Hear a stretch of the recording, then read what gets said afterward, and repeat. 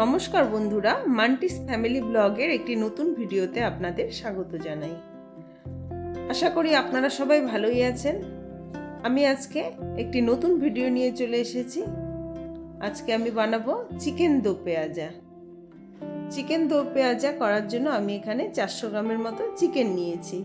চিকেনটাকে আমি নুন আর হলুদ দিয়ে আগে ম্যারিনেট করে নেব। তারপর দিয়ে দেব কিছুটা সরষের তেল। সরষের তেল দিয়েও চিকেনটাকে একটু মাখিয়ে নেব।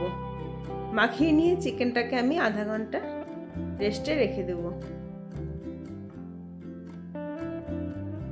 তারপর আমি শিলনোড়ায় মশলাগুলো বেটে নিচ্ছি। আদা, জিরে, রসুন সমস্ত মশলাগুলো বেটে নিচ্ছি। বাটা মশলা দিয়ে চিকেনটা ভালো হয়। তারপর কড়াইতে তেল দিয়ে দিলাম। সেই তেলে আলুটা হালকা করে ভেজে নিলাম। আলু ভাজা তেলে ফোড়ন দিয়ে দিলাম তেজপাতা আর শুকনো লঙ্কা। ফোড়নটা একটু পুড়ে গেলে দিয়ে দিলাম হাফ চামচ মতো সাদা জিরে। তারপর কুচিয়ে রাখা পেঁয়াজটা একটু হালকা করে ভেজে নিয়ে দিয়ে দেব বেটে রাখা রসুন। রসুন দিয়ে আর একটু নাড়াচাড়া করে নিয়ে এবার দিয়ে দিলাম আদা আর রসুন বাটা।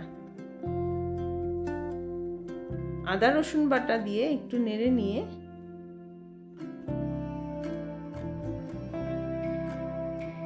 তারপর দিয়ে দেব ম্যারিনেট করে রাখা চিকেনটা দিয়ে আর একটু কষিয়ে নিতে হবে।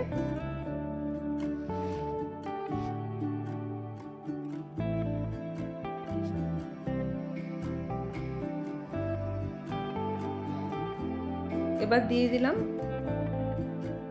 ধনে গুঁড়ো। আমি লবণ আগে ম্যারিনেট করার সময় দিয়েছিলাম, লবণ হলুদ, এর জন্য অল্প পরিমাণ লবণ আর হলুদ দিয়ে দিলাম বেটে রাখা টমেটো আর কাশ্মীরি লঙ্কার গুঁড়ো। এটা অপশনাল, কাশ্মীরি লঙ্কার গুঁড়ো আপনারা দিতেও পারেন, নাও দিতে পারেন। কাশ্মীরি লঙ্কা গুঁড়ো দিলে ভালো কালার আসে। এবার টমেটোটার কাঁচা গন্ধ না যাওয়া পর্যন্ত ভালো করে কষিয়ে নেব।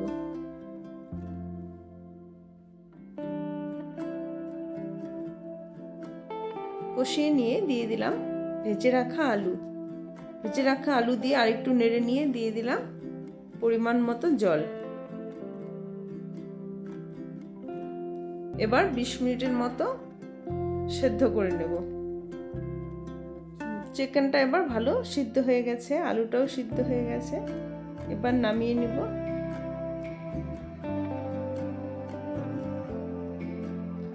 এবার ভেজে রাখা পেঁয়াজগুলো আমি 4 টুকরো করে কেটে ভেজে রেখেছিলাম, এগুলো দিয়ে উপরে গার্নিশ করে নিলাম। আর দিয়ে দিলাম কাঁচা লঙ্কা আর দেব কুচিয়ে রাখা ধনেপাতা। তো বন্ধুরা, আজকের চিকেন দো পেঁয়াজাটা কেমন হয়েছে তোমরা কমেন্ট করে জানাবে। আজকের দুপুরের মেনুতে আছে রাইস, চিকেন দো পেঁয়াজা, স্যালাড, ধনেপাতার চাটনি, কুমড়ো ফুলের বড়া আর মাছের তেলের বড়া। আর ভিডিওটি ভালো লাগলে একটি লাইক করে চ্যানেলটি সাবস্ক্রাইব করে দেবে। দেখা হবে পরের একটি নতুন ভিডিওতে। বাই।